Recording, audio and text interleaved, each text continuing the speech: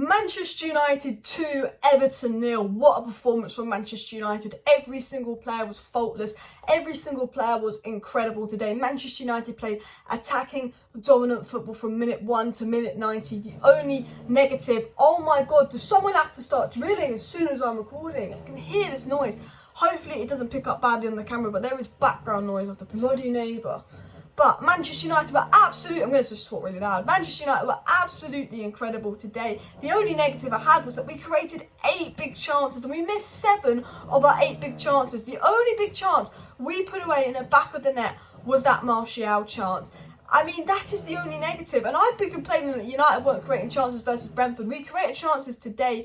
We were so dominant. We were so good on the ball. We moved the ball brilliantly. We were passing the ball brilliantly. There was patterns of play. There was flows. There was movements. The runs in behind from Antony were incredible. Although he didn't put any of his chances in the back of the net, the runs in behind were incredible. And United had an XG of 3.5. We scored 2 goals from an XG of nearly 4. Liverpool scored 7 goals against us with an XG of 2.5. You know, we had a better XG when we beat Everton 2-0 than Liverpool did when they beat us 7-0. That shows that this game on another day could have been 5-6-0 United. I actually think that first 45 minutes, we dropped off a bit in the second half. Everton were more compact. They made it more difficult for us. But that first half from Manchester United, I think was the best that we'd played all season.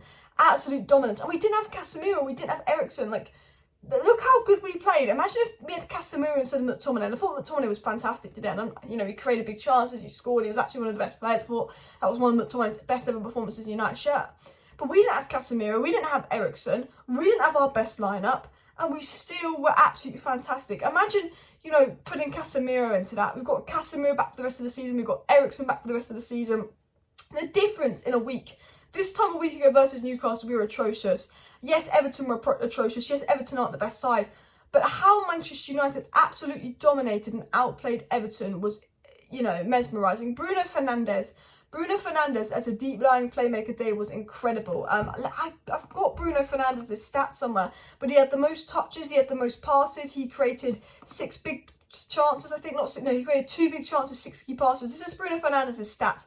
117 touches, which is the most, 87 passes, which is the most, 86% pass accuracy, 32 passes into the final third, which is the most, 8 long balls completed, which is the most, 7 ball recoveries, 6 key passes, which is the most, 2 clearances, 2 shots on goals, and 2 big chances created. And Bruno didn't get a goal or assist today, and Bruno massively deserved a goal or assist today. Bruno Fernandes was man of the match. Bruno Fernandes is playing out of position. Bruno Fernandes is playing in this deep-lying playmaker role next to Scott McTominay. And, you know, Paul Pogba struggled next to Scott McTominay. Everyone struggled next to Scott McTominay in that deep-lying playmaking role because Scott McTominay is not a DM. And Scott McTominay had a faultless performance today, and I will give Scott McTominay credit where credit is due. He was fantastic today. But Bruno Fernandes was the shining star. In this deeper role versus Everton, he is controlling the game. He's dictating the game from deep. The long balls from Bruno robbed of an assist when he gave that brilliant ball into Antony. The accuracy in Bruno's passes was fantastic. He was getting the ball from deep, dictating the play. It was like watching, it was like Paul Scholes-esque. He was absolutely fantastic. And, you know, we know Bruno can play 10. We know he can play right wing. We know he can play left wing. We can sometimes play him deeper. But, you know, we've only discovered how good Bruno can be in that deeper role. Against Everton and against Brentford, Bruno has thrived in that deeper role. And I'm at the point now where I'm like, Casemiro, Bruno, then maybe Sabitzer more advanced. Or Casemiro, Bruno, maybe Eriksen more advanced. You know, I'm excited to see what Bruno has to offer in this role. I still like Bruno as a number 10 because I do think he's just so creative and so good in that number 10 role. But I thought Sabitzer was very good today, and Sabitzer has been very good. You know, I always do think that Bruno is still our best number 10. But I'm really, really impressed with Bruno Fernandes in that deeper role. And I'm really impressed with United. As I've said, you know, yes, we won 2-0, but like that first 45 minutes, you know, we created 7 big chances in the first 45 minutes. 7 big chances in the first 45 minutes. We could have won that game 7-0. We could have generally won that game 7-0, and we could have got our goal difference back. The way Ten Hag had the players playing was incredible, and I'm 4 minutes in and I've been waffling, and I do apologise for that, but I want to talk about Jadon Sancho. I thought Jadon Sancho was absolutely incredible. I want to read out a tweet I saw on Jadon Sancho, and it said, "Elite second phase performances from Antony and Sancho, and it shows you the conditions they need to thrive in. They are such good possession retainers, help sustain attack, and allow for runners like Sabitzer and Rashford to underlap in the half space passes on." And absolutely spot on. The movement from Sancho and Antony. I thought Antony had a good game despite missing sitters, but Sancho was definitely the better of the two. You know, the way, the passes Sancho makes, the control he has. Sancho's a very intelligent player. And when Sancho plays with Bruno, when Sancho plays with intelligent players, Sancho thrives. Sancho and Antony, I've said it about them both. They're both system players in the sense of they are intelligent players. They thrive when they're playing with good players because they like to do 1-2s. They like to pass and move. And, you know, Sancho and Bruno can read each other's game. So whenever Sancho gets the ball, he holds the ball well. He moves the ball nicely. He's that creative outlet. He sat 2 players down on the floor. The assist from Sancho was absolutely incredible. His movements, his runs was fantastic. I thought Rashford's movements and runs as a centre forward has really improved, and Benny McCarthy and Ten Hag are helping turn Rashford into a brilliant centre forward. And I think we know that Antony's very good off the ball, but we saw that from Sancho today. I also saw a tweet that said this: Sancho was incredibly important. He started so he can find rhythm and gather momentum. His close control, combination play, ball retention, and supporting teammates' decision making has been excellent. And the thing about Sancho is he's always making the right decisions. He's always holding up the ball well, moving the ball well. You know, combination plays, 1-2s. You know, so much control. Sancho doesn't really lose the ball. He gets the ball 1-2s, plays it well, can read the game, decision making.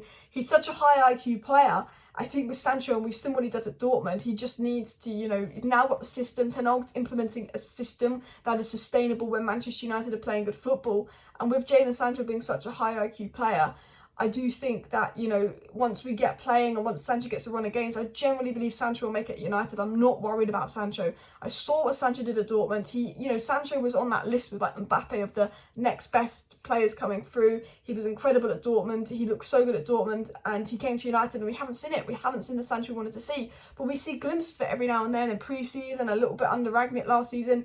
Here and there we see glimpses of it. But Manchester United have finally got a manager where we're playing good attacking football where it's sustainable, and they're finally on a rebuild where I can see something happening and getting the best out of Sancho. And I think, unfortunately with Rashford injured, it could give Sancho a run of games though, and hopefully Rashford's injury isn't bad. But I think you give Sancho a run of games, let him build up confidence, another good performance after another good performance.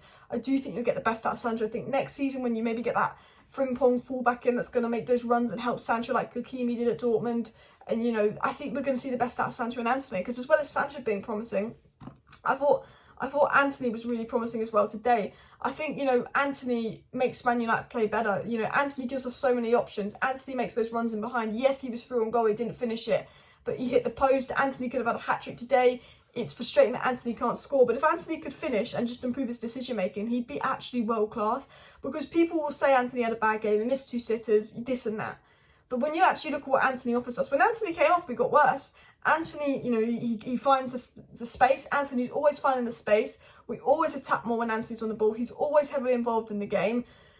He knows how to make those runs. Off the ball, Antony knows how to make those runs, and we can find him with a pass. Antony stretches the play because he holds the width. Antony comes back off the ball, he's fantastic. I mean, Antony off the ball is one of the best wingers in the world.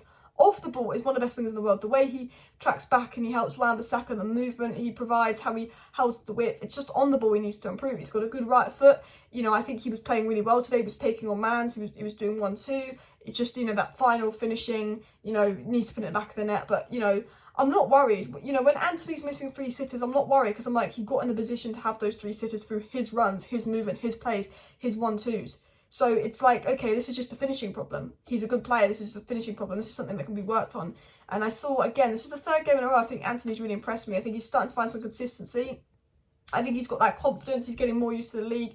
I think every game that goes by, Antony's going to get better and better and better. The more he knows the league, the more he finds consistency, the more he finds confidence. And I think next season, if we get that fullback in that's going to make those runs and overlap with Antony, we'll get the best out of him. Antony, I watched him at Ajax. He was so good at Ajax because he was doing those 1-2s, those combination plays. We're not doing it. We did that today, and we were good at that today. The more we do that, the more we play like this, the better Antony will be. When Manchester United play well as a team, Antony plays well. But when Antony plays, Manchester United play better as a team, because Manchester United do not utilise that right-hand side when Antony's not playing that much. Manchester United have been a side that's so dominant on the left. We're always utilising the left and not the right. As soon as Antony comes on, you see Manchester United starting to use that right-hand side, starting to use it more, because Antony's always providing an option, always doing something there, and we're using the right-hand side as much as the left-hand side. The right-hand side is becoming a threat as much as the left-hand side. That goal came from the right-hand side. And people don't realise how good Antony is. Yes, he's not brilliant, but I don't think people understand that Antony, there's a player in Antony, and he really helps this team, and we play better when he's on the pitch. He's not a finished product. He's 22, but he will get better, and he's not going to be worth 80 million. But I see it in there. But look, the main positive is Manchester United were playing fantastic football, 8 big chances, sign a striker. Harry Kane today, and we'd have been unreal. Sign a striker and we cook. We've had injuries, we had no Casemiro, no Eriksen starting that game, and we still played like that. Yes, Everton's Everton, but Sean Dyche's teams are normally compact. We opened them up. They were an absolute mess at the back. I don't know if that was because Everton had an off day or we were so good that we opened them up. Bruno against a compact Sean Dyche midfield had so much space, so much touches, dictated the whole game that second half they had about 4 men trying to mark Bruno. Sabitzer, because of Bruno in that deep role, got to play that more advanced role, and Sabitzer again was really good in that more advanced role. Martial comes on and scores. I'm happy Martial's back. As soon as Martial's back, Rashford's injured. It's annoying because Martial and Rashford as a duo, I think it's so good for United, and I think, Martial comes on, he's instantly betting about their course. And look, the positive is Martial's back, Eriksen's back, Casemiro's back. If Rashford's injury isn't bad, we can actually play our strongest 11. We could start strongest 11 for the first time all season. Ten Hag is in third place, 6 points clear of Spurs, with 8 or 9 games to go in the Premier League season, after we had our worst season ever. Remember that. And he's not had Casemiro for 8 of those games, and plus the first 3 games of the season as well. We've not had Casemiro for 11 of those games. We're still in this position. We've had Eriksen out injured for long. We've not played. Man United, I've said this multiple times, Man United have not played a game all season with their strongest starting 11. And they probably won't because Rashford's bloody injured, and that's annoying. But, imagine when we get that striker in, and we get that midfielder in, and we get that fullback in, and maybe we get that goalkeeper in. But De Gea was faultless today. De Gea should have got assist as well on Anthony. And everyone's fit. What Ten Hag will do. Everyone's injured because we've had to play more games than everyone else in the Premier League, and we don't have much rotation options. We have suspensions, that everyone is knackered. But Man United were playing good football. That first half, Manchester United were incredible.